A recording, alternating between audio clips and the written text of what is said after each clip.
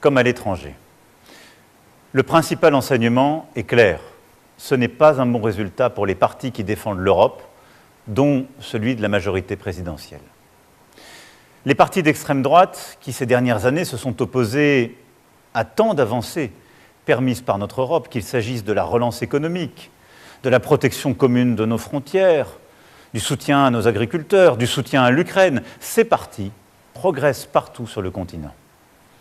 En France, leurs représentants atteignent près de 40% des suffrages exprimés. Pour moi, qui ai toujours considéré qu'une Europe unie, forte, indépendante et bonne pour la France, c'est une situation à laquelle je ne peux me résoudre. La montée des nationalistes, des démagogues, est un danger pour notre nation, mais aussi pour notre Europe, pour la place de la France en Europe et dans le monde. Et je le dis alors même que nous venons de célébrer avec le monde entier le débarquement en Normandie, et alors même que dans quelques semaines, nous aurons à accueillir le monde pour les Jeux olympiques et paralympiques.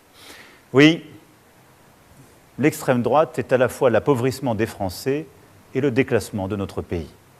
Je ne saurais donc, à l'issue de cette journée, faire comme si de rien n'était. À cette situation s'ajoute une fièvre qui s'est emparée ces dernières années du débat public et parlementaire dans notre pays.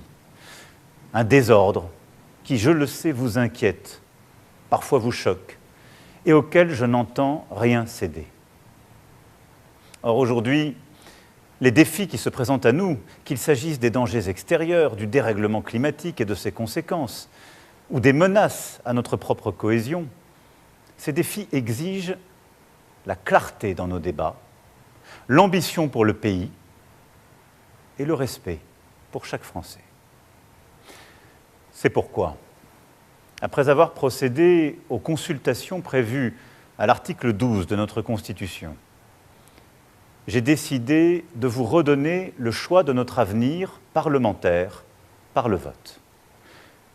Je dissous donc ce soir l'Assemblée nationale. Je signerai dans quelques instants le décret de convocation des élections législatives qui se tiendront le 30 juin pour le premier tour et le 7 juillet pour le second. Cette décision est grave, lourde, mais c'est avant tout un acte de confiance.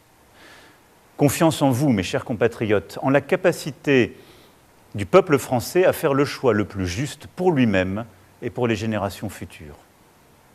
Confiance en notre démocratie. Que la parole soit donnée au peuple souverain, rien n'est plus républicain. Cela vaut mieux que tous les arrangements, toutes les solutions précaires. C'est un temps de clarification indispensable. Confiance en la France, qui face à la rudesse des temps sait toujours s'unir et résister pour dessiner l'avenir et non se replier ou céder à toutes les démagogies. Dans les prochains jours, je dirai l'orientation que je crois juste pour la nation. J'ai entendu votre message, vos préoccupations, et je ne les laisserai pas sans réponse. Et vous me connaissez, le goût de l'avenir, celui du dépassement, de la fédération, continueront de nourrir ce projet. Mais en ce moment de vérité démocratique, et alors même que je suis le seul responsable politique à n'avoir aucune échéance électorale personnelle en 2027, soyez certains d'une chose. Ma seule ambition est d'être utile à notre pays que j'aime tant. Ma seule vocation est de vous servir. Je sais pouvoir compter sur vous pour aller massivement voter les 30 juin et 7 juillet prochains. La France a besoin d'une majorité claire pour agir dans la sérénité et la concorde.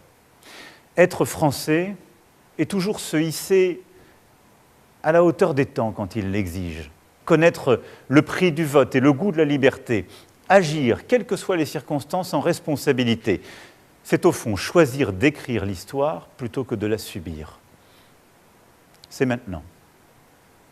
Vive la République, vive la France.